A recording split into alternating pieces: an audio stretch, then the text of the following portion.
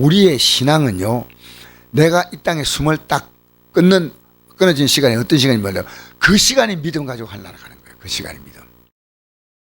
오늘 이 본문이 그걸 말하지 않습니까? 의인이 공의에서 돌이킬 때, 악을 행할 때는 이미 행한 그의 공의는 기억할 바 아니라 그랬습니다. 저는 이게 날 머릿속에 맴돌아요. 정말 우리가요, 좀 봐줄 수 있잖아요. 하나님 안 된다는 겁니다. 그래서 우리가 십자가상의 강도가 구원받은 것도 그 강도가 마지막 순간에 그는 믿음을 가졌습니다.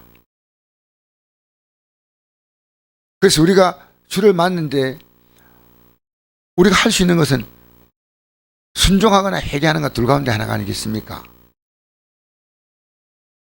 근데 갑자기 우리의 생의 마지막을 만날 시간이 올 수도 있기 때문에 사도 바울은 내가 어디까지 이르더라도 그대로 행한다, 이 말을요 완전 머릿속에 기억해요. 내가 믿음으로 살면 여러분 이 긴장을 놓고 갈 수 있는 시간이 없어요. 계속 이 믿음의 길을 가야 되는 거예요. 마태복음 24장에 보면 이런 말씀이 있죠. 끝까지 견딘 자가 구원 얻는다. 얼마나 힘들겠습니까? 얼마나. 우리의 육은 살아있어요. 그리고 하나님이 택하신 나를 감하지 아니하면 구원받을 영혼이 없다고 말씀하셨어요.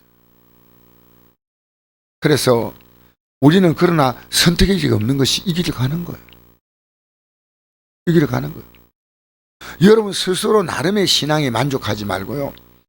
여러분 가족 가운데서요, 안 믿는 자 있지 않습니까? 분명히 경고하셔야 됩니다. 부드럽게. 그러나 믿는 자가 잘못할 때는 분명히 경고하셔야 돼요. 왜? 본인이 잘못할 때요, 옆에서 경고해주면요, 그가 내가 정말 잘못했구나. 우리는 이 말을 항상 기억해야 됩니다. 이 말을. 하나님의 기준은 변하지 않습니다. 내 마음을 다하고 목숨을 다하고 힘을 다하고 뜻을 다하여 주 하나님을 사랑하고 내 이웃을 내 몸같이 사랑. 이 내 몸이란 것은 주님께서 나를 사랑했던 그 사랑을 가지고 사랑하는 거예요. 이건 움직일 수 없는 우리의 기준이에요. 우리가 이걸요, 하나님이 정하신 기준을 내리기나 올리기나 할 수 없습니다. 하나님의 기준이 예수님을 통해서 그대로 적용된 겁니다. 그게 십자가예요. 인간의 죄를 구원한다? 예수님이 형벌 받으셔야 돼요. 여러분 기억하십시오.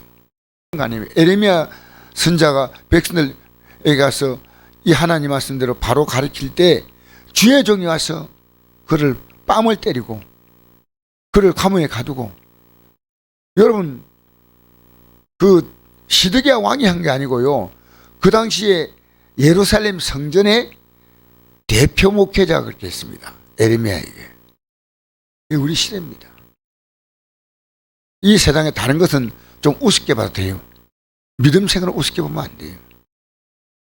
직장 생활 하다가요, 그만둘 수 있는 게 직장이요. 생명 같은 직장 없어요. 근데 이 믿음은요, 딱 붙잡아야 돼요.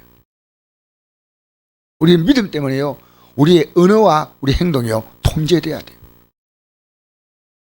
그래서 신앙생활에 우리 성령의 열매 가운데 맨 마지막이 무슨 열매입니까? 네? 아셔요? 절제입니다. 절제. 여러분 아무리 좋은 차도요, 브레이크가 없으면 그 차는요 반드시 대형사고 납니다. 맞죠? 영적으로요, 우리가 하나님 합리화시 봐주지 않습니다. 오히려 내가 기도함으로 하나님의 뜻을 따라가도록 기도하는 게 중요하지요. 하나님 좀 봐주세요. 예수님께서 그랬잖아요. 십자가에 달리실 때 어찌하여 나를 버리셨나이까 했잖아요. 모르셔요? 예수님이 우리의 일을 담당하는 그 시간에요, 성부와 성자와 성령 삼위 하나님은요 영원히 하나이셨는데 그 죄를 담당하는 그 시간은요 하나님이 외면했습니다. 외면. 여러분, 우리 방식대로 믿지 맙시다. 하나님 봐주겠다. 여러분, 이런 생각보다 우리는 회개하고 이 믿음에 바로 서는 것. 오늘 저는 이 말씀을 보면서요, 늘 이게 제 앞에 가리는 것. 내가 이 땅의 삶을 끝내는 시간에 그 믿음이 주 앞에 설 수 있냐 없냐는 거예요. 마음대로 살다가 또 회개할 때 되면 회개하고 이러면 얼마나 좋겠습니까? 얼마나 좋겠습니까? 아니란 겁니다. 오늘 집에 가서 다시 묵상하세요. 정말 오랫동안 제 가슴 속에 있어요. 지금까지 읽다가 여기서 다 걸렸어요. 하나님이 의인이 그의 공의에 돌이켜서 악에 행할 때 이미 행한 그의 공의는 기억할 바 아니라 기억 안 한다 했어요.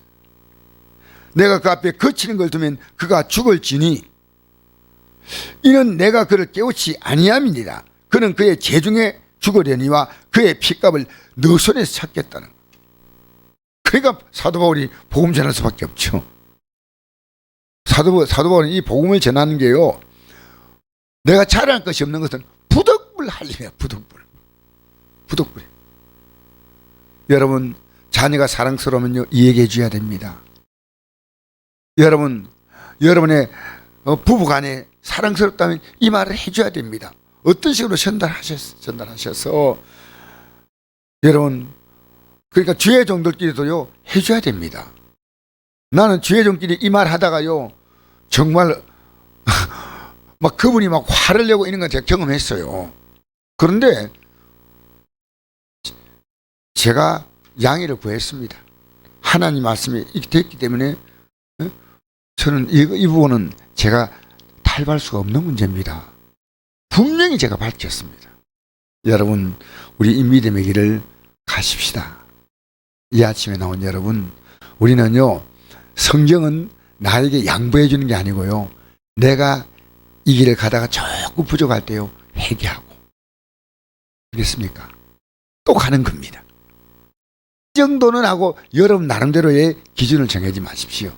정하지 말고요, 성경이 절대 기준이니까 악인들은 우리가 적어도 하나님 말씀을 전할 수 있는 내 가장 가까이 있는 분들에게는 한 번이라도 전할 때 한 번, 10번 100번 못 전해도요, 딱 한 번요, 정말 진실하게 전해주는 게 필요합니다.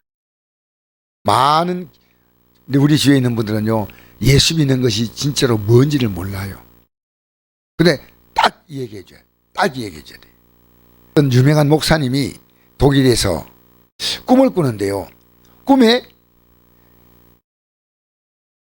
천국에 갔는데, 천국에서 이제 하나님 앞에 갔는데 이 음성이 들리는 거예요.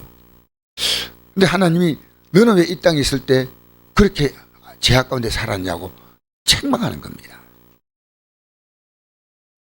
그러니까 이 사람 대답을 한대요. 이런 사실을 몰랐습니다라고 대답하는데 목소리가 키 익은 목소리요. 누군가 봤더니요, 히틀러요. 근데 자기가 히틀러에게 말해줄 수 있는 그 가장 가까이 있는 목사였는데 그 말 하지 않았던 거예요. 어떻게 감히 총통 앞에 그 말을 하겠어요. 그래서 그 꿈속에서요, 그 말 듣고 이 목사님이 크게 뉘우치다 그래요.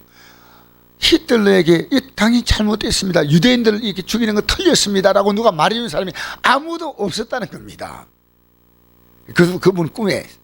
그래서 자기가 회개하고, 여러분의 사랑 가족이 누구에게 이 복음을 듣겠습니까? 누가 찾아와서? 여러분이요, 온유한 심령으로요, 한 번이라도 제대로 말해 주십시오. 한 번이라도. 그래서 이 믿음의 길에 들어서도록 여러분은 기회를 줄 뿐 우리가 다 못합니다. 그러나 이 말은 사무엘 선지자처럼 사울 왕에게 전해줘야 합니다. 오늘도 우리 힘들지만 이 길을 가는데 성공하시기를 축복합니다. 그래서 오늘도 이 하루가요, 십자가를 지고 자기를 부인하고 가야 할 길이에요. 그럴 때 우리가 그냥 가는 길보다도 이 길은요, 육을 따라 살고 죄를 따라 사는 이 길보다요, 훨씬 더 가볍습니다. 믿음으로 살면요, 주님이 살아주셔요. 주님이 도와주셔요. 인도해 주셔요. 그 나라와 그 일을 먼저 구하고 살면 이 모든 것을 더하시리라. 무엇을 먹을까 입을까 마실까 이건 하나님이 진친이 한데 너는 너에게 주어진 여건 따라 순종만 하는 순종만. 그러면 나머지는 내가 해주겠다는 겁니다. 우리가 필요한 것은요 순종입니다.